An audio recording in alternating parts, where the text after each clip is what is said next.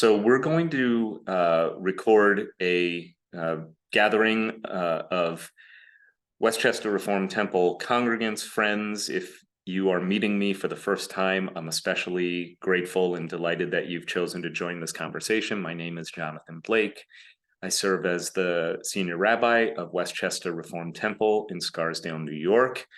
I've been a member of the clergy of this congregation for 20 years and in the senior position for 12. And that's sort of a prelude for me to disclose to you that I come to you as a fellow broken-hearted member of our community, our Jewish community, and I think a community of humanity that is finding a way to be together through a terrible crisis in the history of our beloved Jewish state. Certainly the most significant and easily the worst moment in Israeli history since I've been around. And I've been around as a rabbi for 23 years, and I've been around as a person for 50. I was born 16 days before the outbreak of the Yom Kippur War, and this feels like an equally consequential bookend. Many of you are also aware that on the High Holy Days, which seems like ancient prehistoric times right now, but was just a few weeks ago, I spoke on Kol Nidre about Israel. My focus at the time was on the crisis of the government and of the people who have been protesting against the government and its proposals to overhaul the judiciary. I identified and continue to identify strongly with the pro-democracy and have participated directly and remotely in anti-government protests in the last year. At the same time, I hoped to communicate on Kol Nidre in late September that it is possible to love Israel ardently and also to object to certain government policies.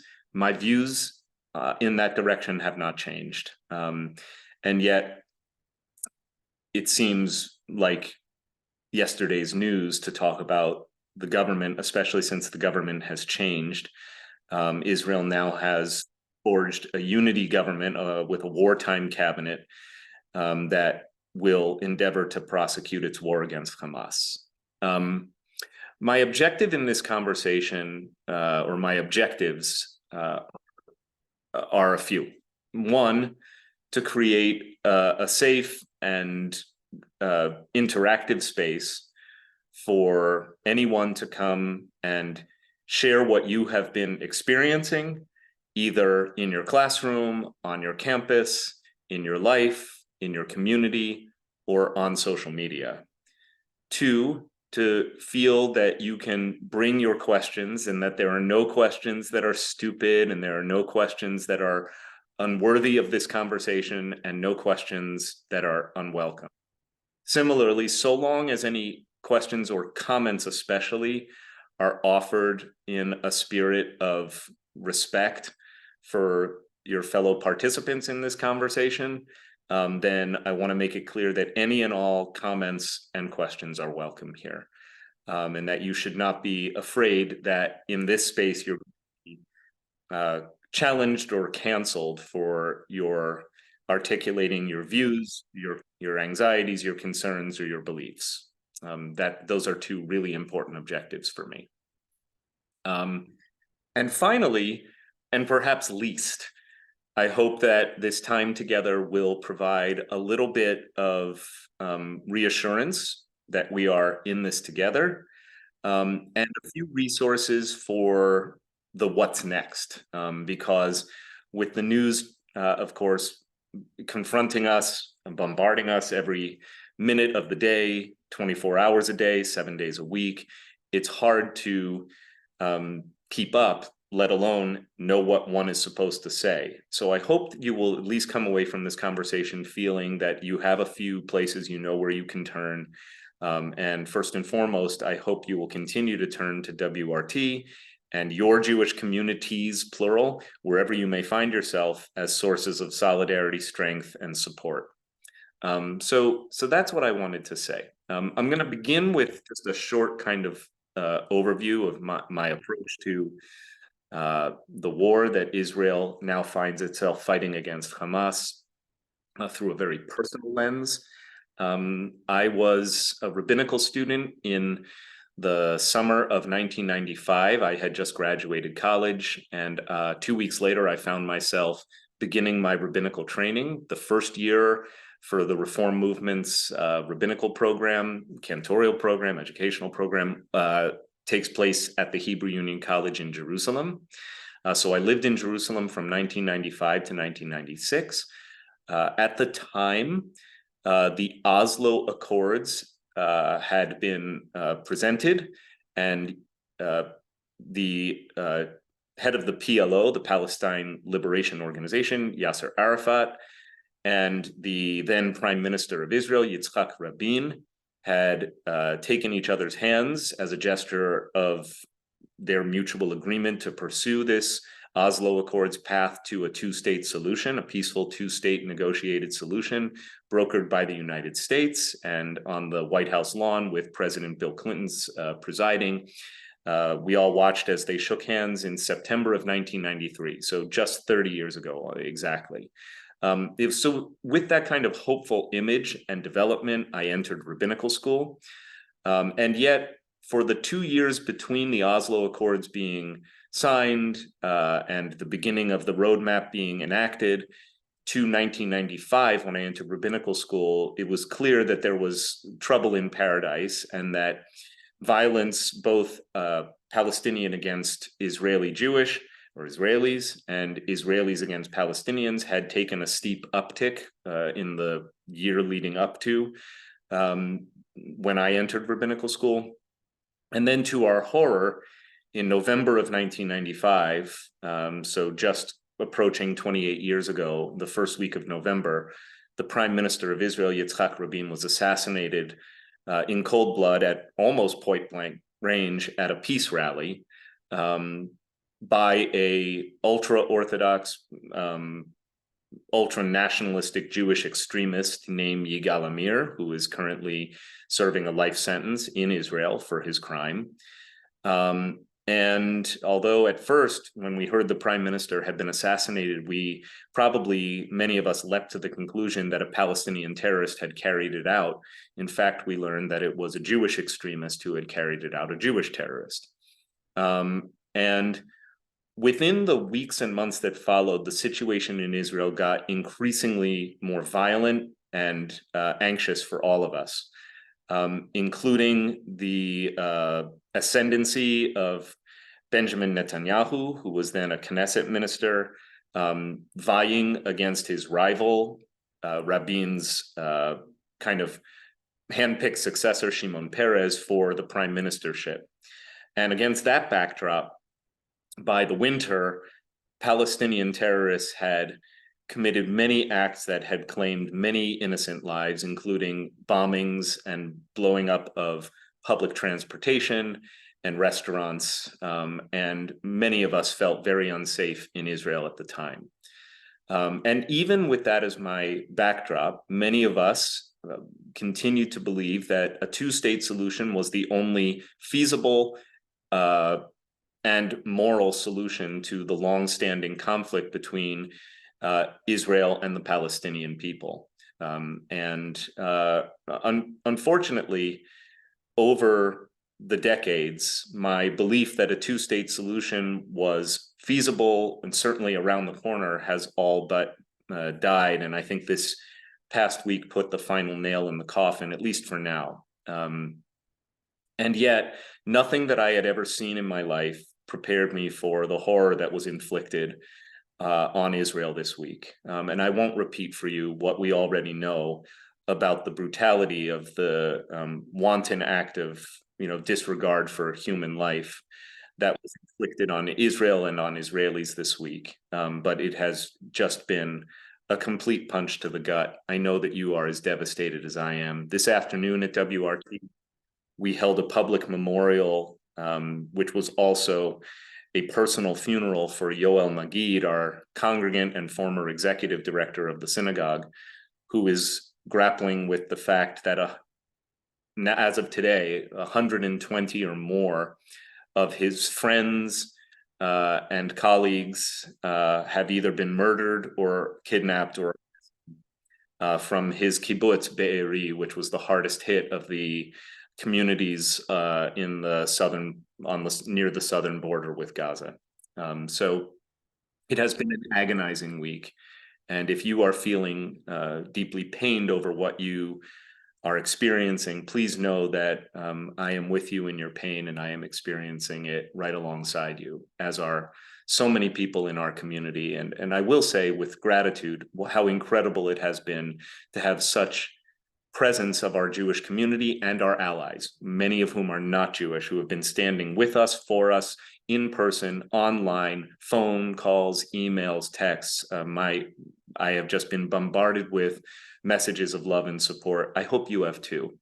I hope you will know that none of us is in this alone. Having said that, on Friday night, I delivered a sermon called With a Broken Heart. I blogged it just in the last hour, so it's an available resource for you should you wish to read it or share it. Making it clear that as I understand the situation, and in my role as a public exponent of the Jewish tradition, what Hamas has done is a categorical moral violation, and that Israel now finds itself without ambiguity in a war of self-defense. This is an existential threat for Israel. And even if by existential, we don't mean that Hamas actually has the capacity to blow Israel to smithereens or to wipe it off the map or to commit genocide against all people living in Israel. What Hamas does have the capacity to do, however, is make it untenable for Israelis to live secure, safe, and free from fear in their own homeland. And no other sovereign nation would accept the terms of its citizens not being or feeling safe in a sovereign country. And that to me is sort of the alpha and the omega, or the aleph and the tav of this situation. And everything else flows from that. So, and I'm happy to say more, but I'm going to pause here because I've taken about 10 minutes to outline what's on my mind. And I would love to invite people in this room, starting with students. I know we have a number of parents here, and I'm grateful for your presence. I especially, however, want to turn the conversation to students in college, in high school, post-college, who have been grappling with situations in your classrooms, on your campuses, in conversation, and on social media. And if you would be willing and brave enough to share a thought, maybe something you've experienced this week or a question that has come to your mind, I'd like to spend most of our time tonight doing sharing. And then again, as I said, I hope to share a few resources with you. So thank you for the time to listen to my first 10 minutes, and let's turn it over to you. So at this point, you can just either raise your hand digitally. Don't raise your hand actually, it doesn't help me. I'm not looking at everyone's face. But raise a digital hand or just unmute yourself and start chiming in, introduce yourself, and tell us what you've been seeing or what you'd like to talk about.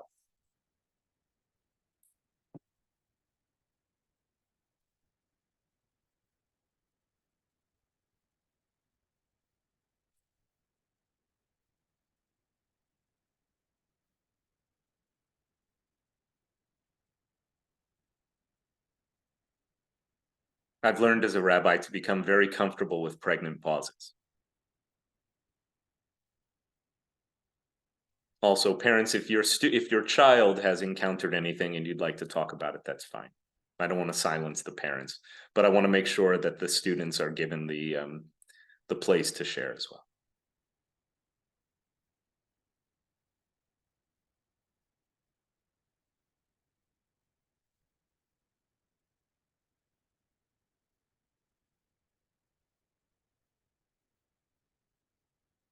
Okay, let me pivot.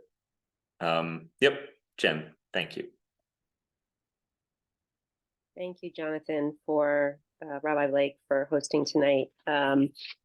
It's an answer to some of the prayers we're having here in terms of a forum. I'll share a common issue that a recent college graduate who's in the workplace is having, my oldest child, and similarly myself are having, but more so as a full-time employee.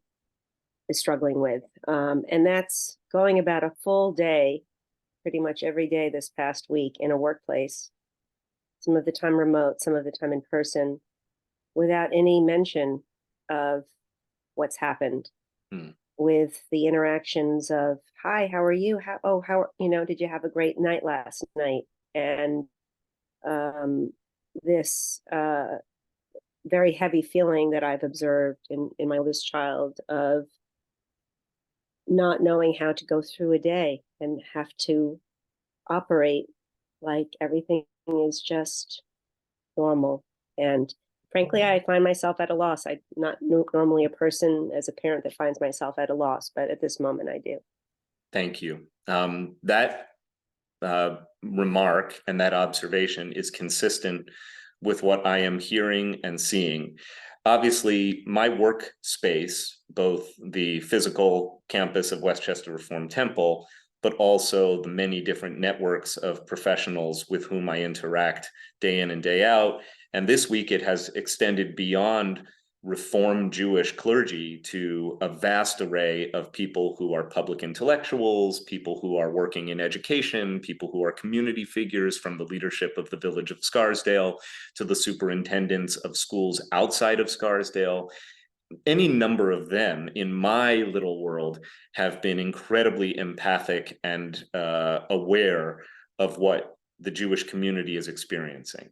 And at the same time, I have been just not a day has gone by where somebody has not shared with me, Jen, very similar observations to what you have shared, that many of us and our kids and our friends may be interacting in spaces for most or all of the day, and for the rest of the world, this is business as usual. And that's a really painful observation, given the fact that it is not inaccurate to describe what happened last week as Israel's 9/11, in impact, in terror, in actual violence, in loss of life. And given the fact, as I said, actually on Kol Nidre, that for us Jewish people, when we have a conversation about Israel, we're not having a foreign policy talk, because Israel is not foreign. Israel is home, family, mishpacha, the Hebrew word for family, which I think says more than just the word for family. And so it is incredibly difficult for us to see so many people kind of blithely going about their business as if it is business as usual, when for us as Jewish people, as people who care about what's happening in Israel, this is not business as usual. And I'm sure many of us have, even if it's a few degrees of separation, we have trauma stories that we are sharing with one another. And the number of people I know who are personally affected by the crisis has, easily reached double digits at this point. And some of us have at least one person. We have people who are dear friends with people who are serving in the IDF as members of our congregation. We have people whose children are in Israel right now who are members of our congregation. Some of us have taken trips to Israel and forged connections with the people, the land, and are deeply worried about what's happening there. And then we go to these spaces where we're not sharing a narrative, and we find that for the rest of the world, they're moving on. And for those of us who do remember 9/11, the difference is really stark. That even on social media, my non-Jewish friends, many of whom, and I'm grateful for my non-Jewish friends. Some come from my college life, some come from the world in which Kelly works, which is professional theater. Their Facebook pages are not a story of coping through trauma. Theirs are, look at this cute picture of my kids and me out to dinner last night. And I don't have a good answer for that. I do think that it is possible, though, when somebody told me that they were really hurt when they just kind of blew a kiss from across a parking lot. This was a mom in our community whose kids go to a private school, not in Scarsdale, where the main population is not Jewish. So they're one of a handful of Jewish families. And a mom waved at her across the parking lot and said, "Hi, so good to see you," blows a kiss. And she said, "I felt like I had been punched in the gut." I believe that it is okay, as long as it is done respectfully, to go up to someone and say, I need to share with you why this isn't landing the way you want it to right now. And the reason is because my community is experiencing a trauma on the level of 9/11. And that will stop somebody in their tracks, at least a grown-up. Kids on this call, even college kids, don't remember 9/11. That's another thing that has kind of turned my head around, realizing that it's such an embedded trauma for me. I was a rabbi when 9/11 happened. I had been in my congregation for a little over a year, my first congregation. So I was 28 at the time that 9/11 happened. And obviously, it's a deeply embedded experience for us, for anyone who lived through it. But kids today have only heard about it. And when I say kids, I mean all the way up through college and graduate school. It's been a memory that's been shared with them, not one that they experience.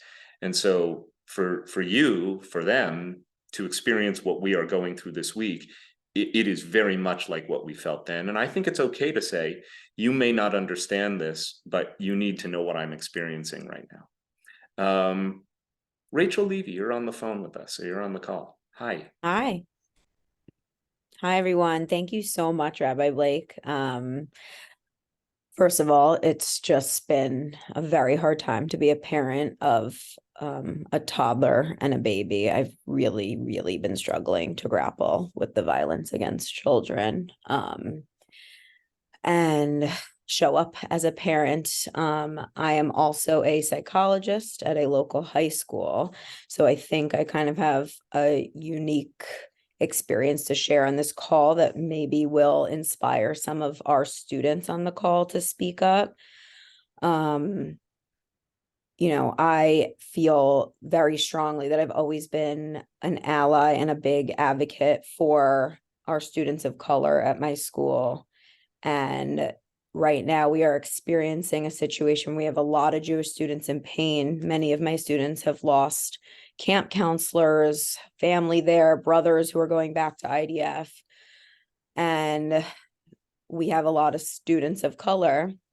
And I know I'm generalizing, but like you said, this is a safe space and I'm trying to process what's really unfolding, that really have aligned themselves, right, with the Free Palestine movement or whatever you want to call it. And it's been difficult because I understand from like a DEI lens, there's sensitivity to that alignment of oppression with Gaza and seeing Israel as the aggressor. But it's really creating a lot of tension at my school. There's this sense that if the Jewish students are given a platform right now to educate their peers, there's almost like a white privilege component to that, and like a lack of sensitivity to the students of color alignment with the oppression. And I've really been grappling with that because to me, this is the Jewish students' moment. To me, this isn't political. But I assume this is kind of the core of what a lot of these educational institutions are dealing with. And I don't know my question, but I think you have a lot to respond to on that. I really appreciate it. It opens up so many different possible avenues for conversation and exploration. First of all, my heart goes out to you and all parents of young children for whom what we have seen and heard on the news this week has been just a source of such incredible personal anguish.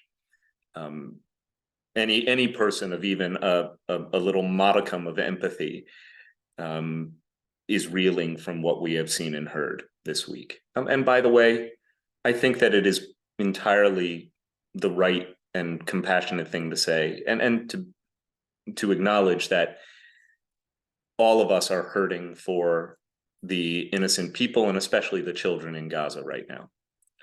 They are in an unthinkably horrific situation. There's no way to have this conversation with talking a little bit about the Palestinians and the Palestinian problem. I'll try to do that briefly, but mostly the resources which I'm providing and I will continue to provide. And I think that what would be helpful is you should know that you can email me, rabbiblake@gmail.com. And I'm also so happy that my colleague, Rabbi Leah Citrin, who is the director of the Jewish Learning Lab and oversees all youth education at WRT from kindergarten through 12th grade. And by the way, very much beyond, because what we do between kindergarten and 12th grade is in part a roadmap for living a healthy, happy, beautifully engaged, Jewishly identified life after high school. So grateful for your presence, Rabbi Citrin. Some of you knew her as Leah when she was a student at WRT herself. And also as the mom of 2 young children and a partner to our early childhood directors, Rabbi Citrin also is deeply engaged in the education of our youngest in the community. So you may, Leah, have anything direct to say about for those of us who are engaged, whether personally or professionally, with small children or children of all ages, how hard this is, and also what some tips are. And we're going to continue to hold conversations about that at the temple. I'm going to put into the chat window for all of us to access an article that I found very illuminating. Now, any article that was written before this past week is, on the one hand, outdated, because what happened this past week has changed everything. That's not an overstatement to say that. However, many of the articles that were written before this past week are very illuminating because they show the way in which notable exponents on the Israeli-Palestinian conflict have been thinking about this dilemma. What we're seeing on college campuses, what we're seeing in different schools, what we're seeing through the strained relations between the Jewish and Black communities in America, none of this is new. It's amplified by what's happening right now, but none of it is new. And the fact that it only took a handful of days for us to start hearing and seeing demonstrations in the public square of massive support for the Palestinians, as if it is not possible to be supportive of Palestinian lives, Palestinian rights, and Palestinian aspirations, and at the same time understand that Israel's cause is moral and just. We live in a world where we have been told you can only be on one side of a situation. You're either with us or against us. We're living in a world of reductionist binarism, or situations that are binary, right? So people do not grasp with any intellectual nuance that one can actually be deeply supportive of Palestinian lives and Palestinian national aspirations, and at the same time believe that Israel's cause in prosecuting a war against Hamas and its terrorism is a just war, which I will emphatically say it is, and that was the thrust of my sermon on Friday night. Einat Wilf is a noted Israeli intellectual. The article that I just put into, I sent it as a direct message to somebody. I'm going to put it to everyone in the meeting. The article that I've just put for you in the chat box, I thought was brilliant. It was written in 2021 in a journal called Sapir. Sapir tends to lean slightly right of center. So it's a magazine by and for Jewish intellectuals. Center right, but not radical or extreme in its views. And I find myself nodding along with a lot of what they write and shaking my head at a lot of what they write. But I found this article particularly illuminating. She basically says that Americans who don't have a deep grounding, and Europeans too, who don't have a deep grounding in the lived experience of the Israeli-Palestinian conflict, often need a convenient trope or metaphor for understanding what's going on and for making sense of the world as they see it, and are superimposing on the conflict things that they may know from their own experience. So this may explain why Catholics living in Northern Ireland tend to be very sympathetic toward Palestinians, because their world experience is informed by religious oppression of the Anglicans against the Catholic minority in their territory, which led to violent protest and the liberation movement of Catholic North Ireland, which, in the eyes of the Brits, was terrorism. Many people in America, particularly people of color, people from communities have superimposed on the Israel-Palestinian conflict a racialized lens. I'll give you a personal story. I met many times with our District 16 New York Representative Jamal Bowman. I do not categorize him as a friend to Israel, but 10 rabbis, of which I was the kind of convener and leader, met with him many times over 18 months between his election, post-inauguration, and into his first term. We have not chosen to meet with him at this time, though he has reached out, hoping to engage the Jewish community right now. We, as a collective body of rabbis in his district, believe that his words and actions do not merit a conversation that would allow him to say that he is engaging in a friendly way with the Jewish community. And we feel that that would do more harm than good, though I'm sad about it. At the time I first met with him, I asked him to explain where his understanding of the conflict comes from. And he said, as a young kid growing up in the Bronx, as a Black kid growing up in the Bronx, I witnessed firsthand police brutality against people who look just like me. And so when I see Palestinians suffering under occupation, I see myself and my story. I said, I cannot know what it is like to be you, or to have lived the life you have lived, or to have had the experience you had, especially as a young Black person growing up in Bronx. What I can tell you is your lens for understanding the Israeli-Palestinian conflict is an unhelpful lens. I believe that it's a wrong lens, because first of all, Israel, contrary to some of the tropes that we may be hearing, is not a white nation.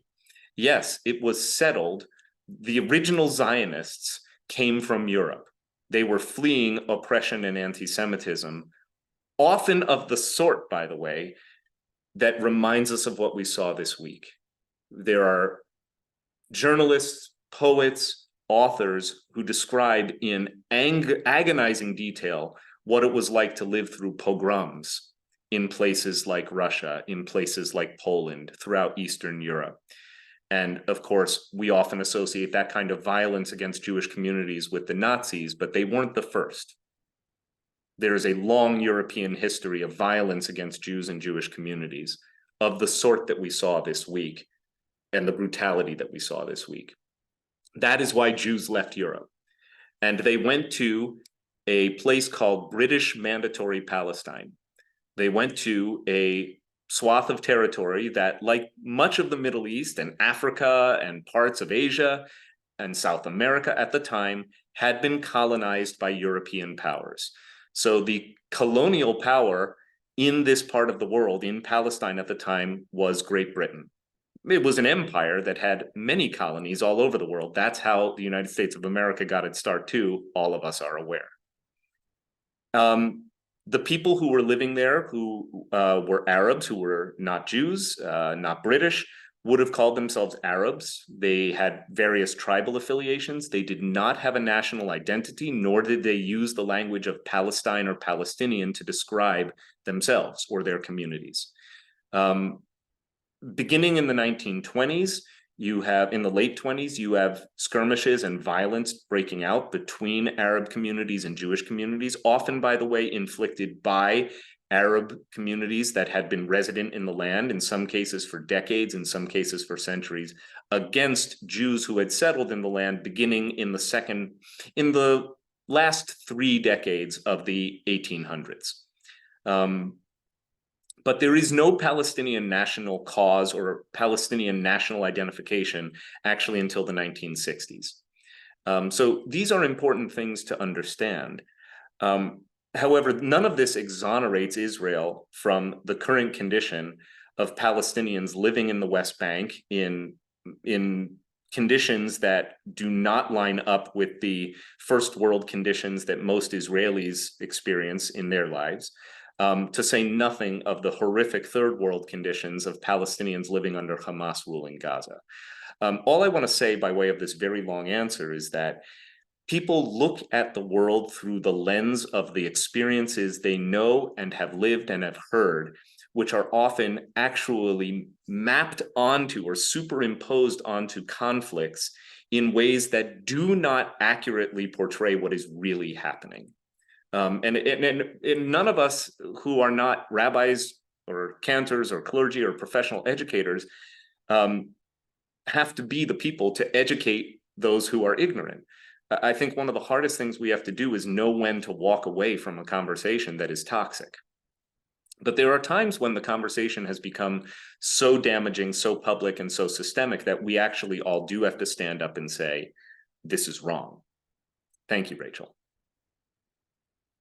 Anyone now at this point can chime in. Student, parent, fellow clergy. I'm grateful that Cantor Kleinman joined our conversation as well. Really good to see you here.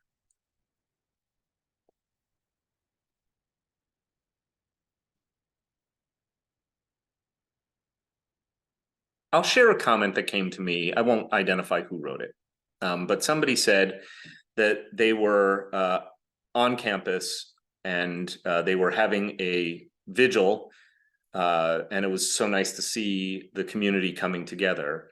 But the vigil was disrupted by students, possibly anti-Semitic, who were chanting and making noise with their cars and trying to disrupt the event. So thank you for sharing. And I think that's on the certainly on the spectrum of what we've been seeing all over the place, of Jews gathering in solidarity all over college campuses, but with counter protesters. And there have been many perhaps campuses where Students for Justice in Palestine, which tends to be the main chapter of Palestinian or pro-Palestinian activism on college campuses, have been coming together. And then you have Jewish students or pro-Israel students as counter-protesters. It is upsetting when you feel so passionately and compassionately about our cause and know that a lot of people are not our allies.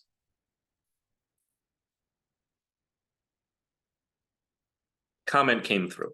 How can we best advise our kids when they see social media posts from people they thought were their friends expressing virulent anti-Israel sentiment, or when they see friends marching in pro-Palestine marches around campus? And the word friends is in quotes. Yeah, that's really hard. Events like this, I have found, tend to force our students, force ourselves to draw lines when we recognize who are our real friends and who are not our real friends. That's the first thing I want to say. Is this person you thought was a friend really a friend? Or is this a Facebook friend? And that will identify for you the level to which you might want to engage this person. Because just as we say, friends don't let friends drive drunk, I believe friends don't let friends smear the just cause of Israel fighting against terrorism. So if this person truly is a friend, I think a DM, a text to say, I saw your post, it landed with me in a way that perhaps you wouldn't have expected, but in a way that really hurts. And I'd love to talk to you about that hurt. Now, with a real friend, you can have that conversation. With a real friend, you can always say, I'm hurting. And it was, it's really related to something you said or did. Or even as, Jennifer said at the beginning of our conversation, something somebody failed to do. With a real friend, you can say, hey, I didn't feel seen today. With a real friend, you can say, your post lands with me in a way that causes pain, and I want to explain why. Then the hard work begins. Then you actually have to explain why it doesn't feel good. And I think that if anyone wants to talk about that, that's fine. I don't think what we're here to do is ask people to take loyalty oaths to the Jewish state, or to say that everything Israel says and does, or even is saying and doing right now is unimpeachably right. And on the other hand, there are a few things that have to be acknowledged. So here are my lines in the sand. You know that somebody is not engaging about Israel in a way that is intellectually reasonable or morally sound when any of the following apply. The characterization of Israel that is being presented is one that they refuse to apply to any other state in the world. In other words, Israel is not the only state that has enemies that it has to deal with.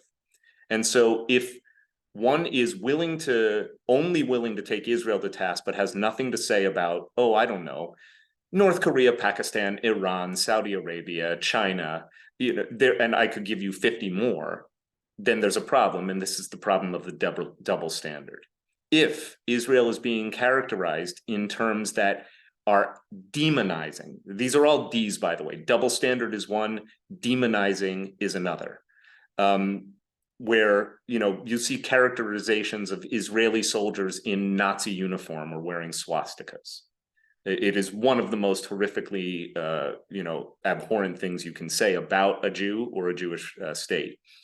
So anything that appears to be demonizing Israel, almost like Israel is a force of supernatural evil, or making a moral equivalency to what Israel is doing and what Hamas did this week, which is evil, can be called out. And the third is delegitimization. And this is the big one for me. If a person is expressing views that either say explicitly or are tantamount to Israel does not have a right to exist, this is probably a conversation you're not able to have. One quick way to get to that is to say, I need to stop you right here. Just answer me. Does Israel have a right to exist? If they say no, then you don't have a conversation. There's nowhere further to go. You should walk away and say, that's really unfortunate. You could press further. The response I tend to favor is, well, what do you think about the United States of America? Does our country have a right to exist? I mean, our economy was built, at least in many parts of this country, and therefore everyone benefited on the blood and toil of Black enslaved Africans. In order to seize the territory from the Atlantic to the Pacific, we committed genocide against indigenous populations with great violence.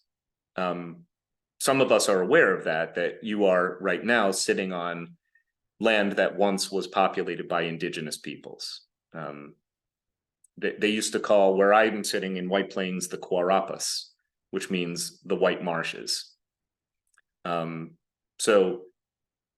I still think America has a right to exist, by the way, with all of its flaws and with all of its history.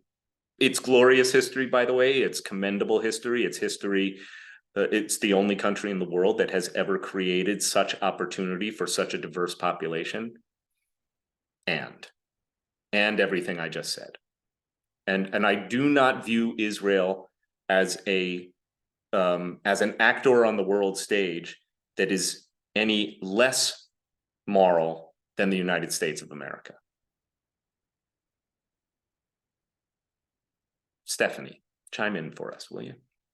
I think I'm struggling with something that probably all of us are struggling with, and that's answering the question, so what now? So now we go in and we do more of what was done to us and kill lots of more innocent children and people who have nothing to do with their government, and to what end? And it's really hard to explain. Like, I understand Israel has to defend ourselves.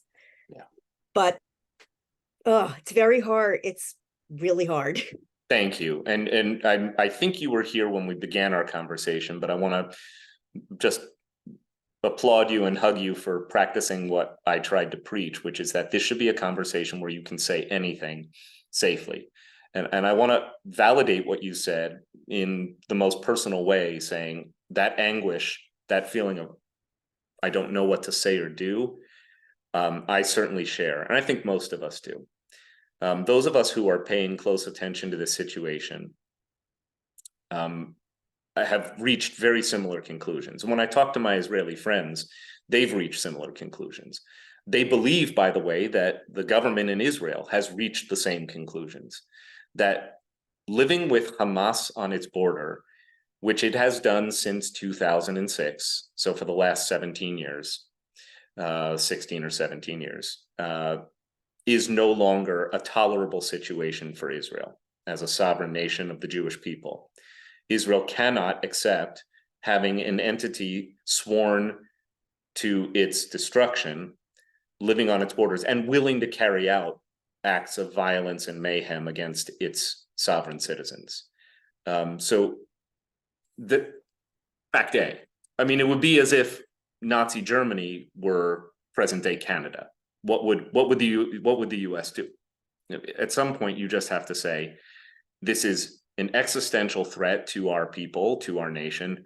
We cannot tolerate it. It has to end. Also, Israel is in the very unenviable situation of having 150 of its innocent people taken hostage. Both Jewish law, by the way, so the many codes of Jewish law from the Torah on up through all of the rabbinic literature affirms that rescuing captives is a mitzvah almost as morally paramount as saving life, saving a person from captivity. There is almost, you can go to extraordinary lengths in Jewish law and practice to rescue captives, and Israel has a history of doing so. So Israel is also in the intolerable situation of having 150 of its people in Hamas's hands right now. And then comes the rub, that there are 2 million Gazans living in a area of roughly the size of Philadelphia with the same kind of population density. And that any act intended to destroy Hamas, its weaponry, its infrastructure, its ability to train terrorists to perpetrate acts of terrorism on Israel, any such attempt will result in the collective punishment of the scores, if not hundreds or thousands, if not tens of thousands of innocent Palestinians living in Gaza. That's the situation we're in. From a moral standpoint, if I were just a moral philosopher, unfortunately, I'm not. Not that moral philosophers have it easy, but moral philosophers get to then walk away. Like, we're living in the world where we actually have to apply morality. We can't just talk about it. Those of you who like moral philosophy might enjoy the sitcom The Good Place, which is probably the most profound work of popular culture about moral philosophy that I've ever seen. But in the real world, we have to actually say, so now what do we do? And I would say in the world of moral philosophy, just on paper, and I was grateful to see the New York Times affirm this in an op-ed this weekend, Hamas bears the moral responsibility for every dead Palestinian as a result of this war.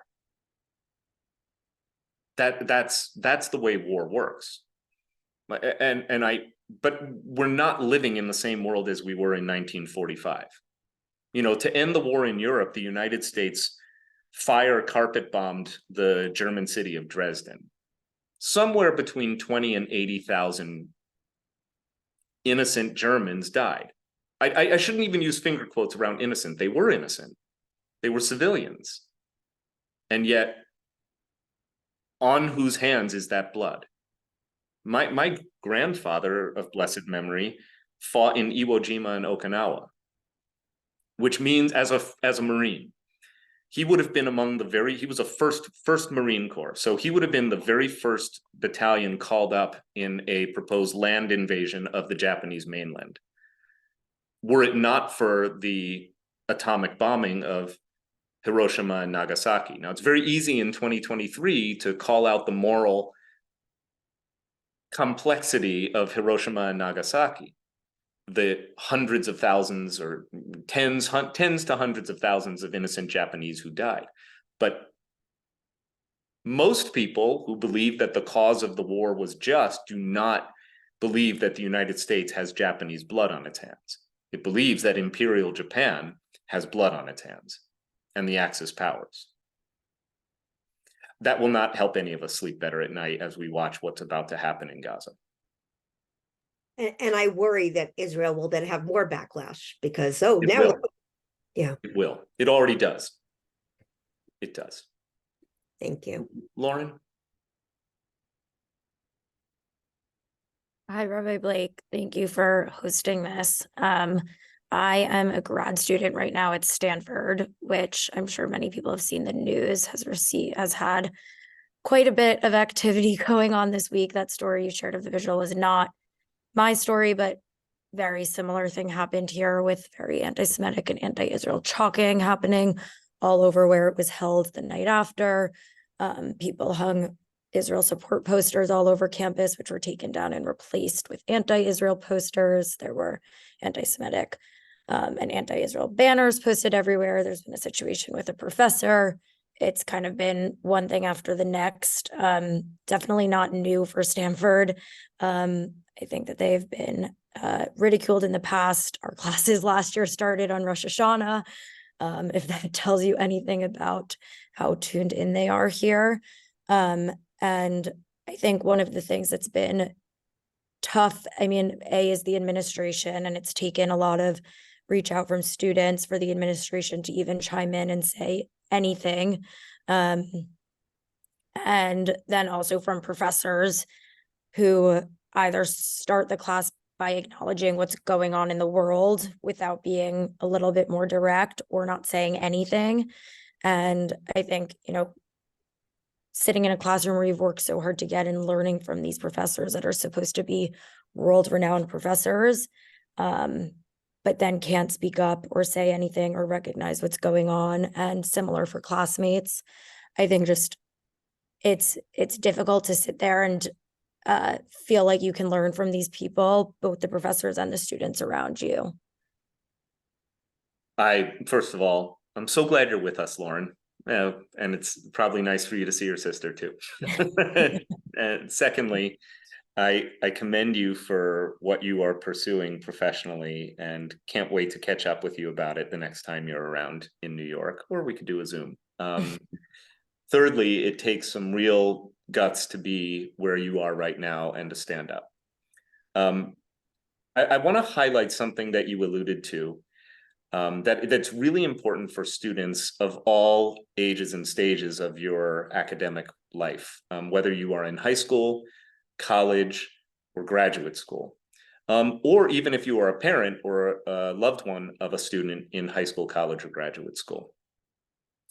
I think the Jewish community has made a mistake of telling parents and their kids, that is to say students, that they need to operate as soldiers on the front lines of a great battle of the anti-Zionists, or as some will kind of paint with a bit of a broad brushstroke, anti-Semites against the Jews. I think that is both inaccurate and unrealistic, and most of all unfair. Because as much as students want to believe that they are the power brokers in schools, whether it's high school, college, or graduate school, they're really not. The real power is in the administration and in the board. And therefore, it is usually the best strategy not to try and win the battles on the freshman quad of protest and counter-protest, or speaking up directly against faculty members who spew noxious anti-Zionist tropes that can easily be disproven, but it doesn't matter because this isn't really about facts versus facts. Nor is it up to students to try and make the case that they are right with fellow students in late night conversations or whatever. At the end of the day, if most schools do not want to be known as hotbeds of anti-Zionist and anti-Semitic activity. And I can't say all, particularly on the left coast where you are, Lauren, but most school administrations, school presidents or superintendents in the high school world, and boards have come out strongly now in this current conflict and in previous episodes in support of Israel's right to exist and right, when threatened, to defend itself. And so it's important that you know how to go to your school president, the board, or the administration, and not try and wage this with other students, or go toe-to-toe with like student activity organization, wherever the heat's coming from. You're not escalating it if you say, I'm not going to deal with this person, they're unreasonable. I'm going to go straight to the college president. And that's where we should take our grievances. Most college presidents do not want to be portrayed as moral weaklings. And some, by the way, have really disappointed me this week, but most have not. My dad forwarded a message from the president of Penn, where he's a graduate of their medical school. He lives in Rhode Island. My folks live in Rhode Island, so I saw statements by the president of Brown, not as good. I got very involved this week in statements that were put out by the superintendent of schools in Scarsdale. I have appointments to speak at 3 local private schools in the next 3 weeks. So this is where, we can be engaged. And by the way, you can call any of the clergy of Westchester Reformed Temple and to say, hey, I'm seeing this on my campus. I'm not exactly sure where to turn. It does not feel like a thing I can ignore. Where do I go? But to be fairly blunt about how I feel about the situation, you and so many of our students who grew up at WRTU now find themselves on various campuses that really are hostile environments these days. It does suck to be in that position. Just speaking personally, my lived experience around this was informed when I was a student at Amherst College. The Student Activities Committee, with support from the Black Students Union, elected to bring Louis Farrakhan, the leader of the Nation of Islam and notorious virulent, outspoken anti-Semite, to campus to speak. And you can imagine that I learned a lot about freedom of speech because, in case there's any doubt, all of these things that are happening on campuses are protected by the First Amendment. I shouldn't say all, but it's very, very hard to lodge a violation of First Amendment rights claim in any of this activity, unless it can be directly proved that the speech directly incites violence or directly leads to the physical lack of safety or security of a student or students. It's protected. Welcome to the United States of America. It is a blessing, except when it is not. Jen, and then we're going to end at 8:45 because it's been a long week, and I'm grateful for your time. But this has been recorded, and what I can promise you is the pledge of your synagogue and so many other organizations to continue to be with you as we negotiate the difficulties of supporting supporting the state of Israel, supporting Israel's war against Hamas, and also supporting the cause of those who believe that to take innocent life is a wound in the world and truly wounds all of us. Israel may be forced to take much more innocent life than it wants to. Jen, I saw your hand.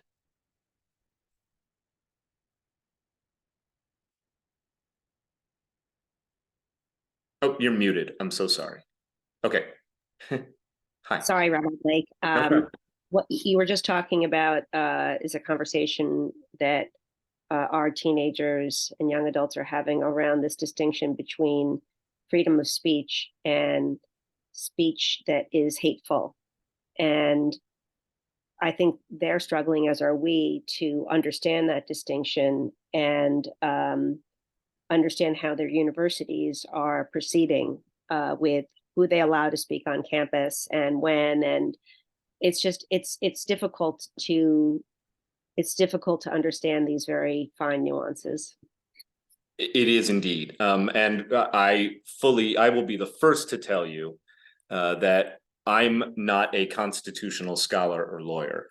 The good news is when you're clergy at Westchester Reformed Temple, you meet some incredible leaders. And I know a couple civil rights lawyers of distinction who are nationally and internationally recognized for their expertise and conversancy in all of the nuances of First Amendment rights.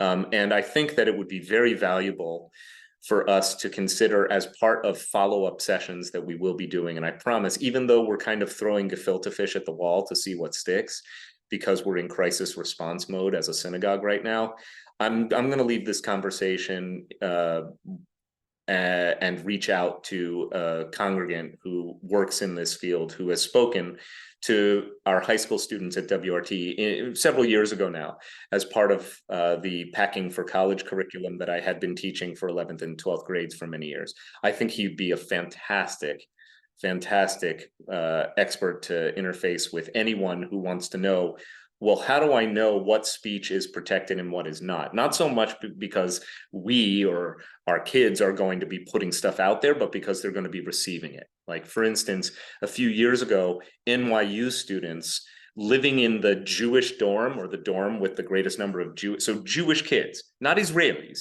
Jewish kids were issued fake eviction notices from student activists involved with Students for Justice in Palestine, basically saying, oh, by the way, this isn't a real eviction notice. It told them they were evicted from their dorms. And then said, this isn't a real eviction notice, but this is what Palestinians live through every single day of their lives. So it made a lot of Jewish students feel unsafe. But most civil rights attorneys believe that that is not a violation of their First Amendment rights. It's not, it is protected speech. And there are several examples like this, but when it crosses the line into students feeling or being unsafe in their own campus environments, that's when you may have a case. But it's very hard to prove. That's my layman's grasp of a very complex situation. So let's bring in an expert on that one. I have a great question from the DMs. A student asks, should we be taking off Jewish or Hebrew language jewelry for our safety? Pride makes me want to wear it now, but I know that safety comes first. Gosh, first of all, I just want to say thank you. Thank you for the question.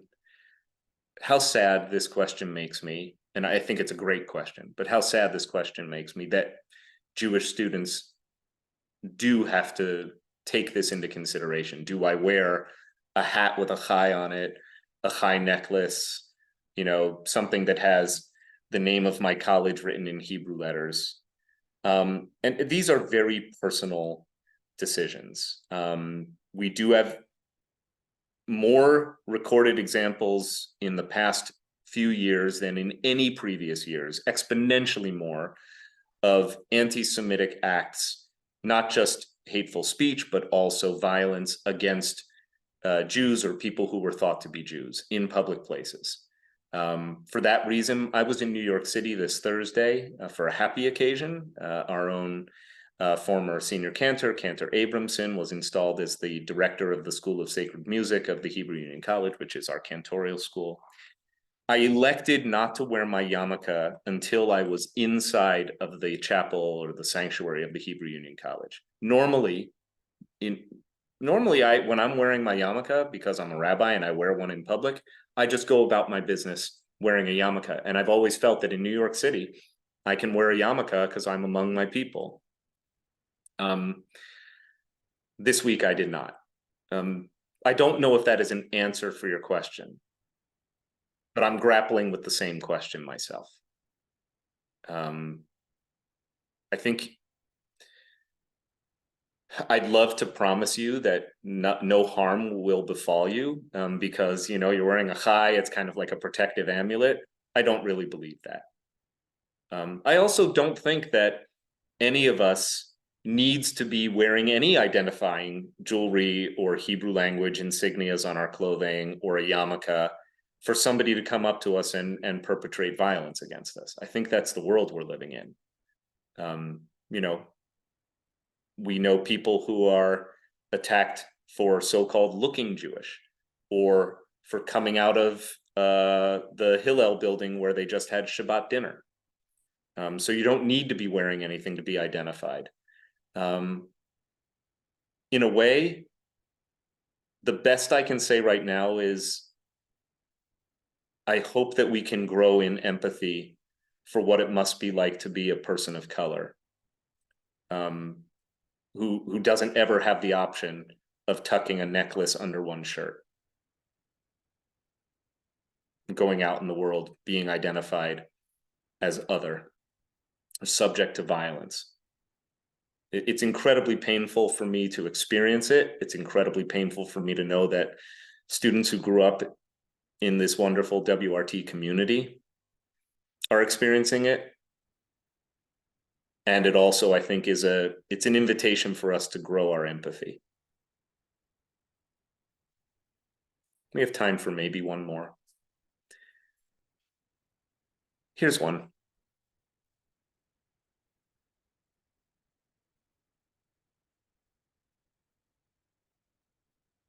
Yeah, I'm receiving so many beautiful messages. I won't read all of them, but it is moving to know how many of us have had experiences living in Israel. And now wondering what it will feel like when you go back. I've put a number of links in this document, but I've been receiving a number of messages on WhatsApp that I don't know how to just quickly cut and paste into this. But I'll be putting them up on my blog and online and through the temple channels. Eyewitness accounts, not just of the horrors of what was inflicted on the southern border with Gaza, but of how ordinary Israelis' lives have been upended.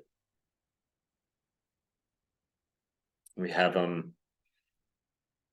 wonderful young man who grew up in our congregation, is studying for the rabbinate, and decided that when war broke out, he wanted to stay behind in Jerusalem for as long as he could to volunteer. So I think even communities that are far from the epicenter of the attacks, and Jerusalem is not that far in miles, and we're all concerned about the range of rocket fire that can reach Jerusalem. But by and large, I know many people who are in Jerusalem right now who are in the relative safety of their own homes and communities. But their lives have been completely turned upside down. Many people are renting out apartments to receive refugees who have been ordered out of the periphery where they were living near Gaza to come live in other communities, Tel Aviv, Jerusalem, Haifa, and what have you. So ordinary Israelis are opening up their own homes to people who have been displaced from within Israel by the conflict. I have a dear friend who is an Arab Israeli educator. So he identifies as a Palestinian by nationality and ethnicity. His language is Arabic. His larger ethnic identification is, he would call himself an Arab. And his religion is Muslim. And his citizenship is Israeli. You can be all of those things. He's Israeli, Palestinian, Arab, Muslim. So lots of people don't have especially people who are protesting against Israel right now, don't have the capacity to understand that there are literally millions of people with that identification. My friend's nephew was murdered in cold blood. He was a paramedic, and he was working in one of the communities that was attacked. I mean, what do you make of that? Everything has been turned upside down. I'd love if any of my colleagues want to just say a word of greeting, or I know Rabbi Citrin in particular, you've been really helping so many students through this agonizing time. Maybe if you just share a concluding word with us as well. If Cantor, I don't know if Cantor Kleiman is still with us. She has also a lot of, well, both you and she have little kids at home. So, and I know this is not always the best time, but. That's okay. I appreciate this space being created, and I would say that one thing that can't be said too much is that this is all really hard and it really sucks, and there's not really a way around that, and that's why we're here, to be able to support you and walk through it with you, because as much as we might like to be able to wave a magic wand and fix it and erase certain aspects of this, we can't, and we won't be able to. So just know that we stand with you and support you and are here for whatever you might need. Thank you. I couldn't have said it better myself. And unfortunately, I think this gets harder, not easier, at least for the coming weeks. And I'm praying that this will be measured in weeks, not months. But it could. So I think this gets harder.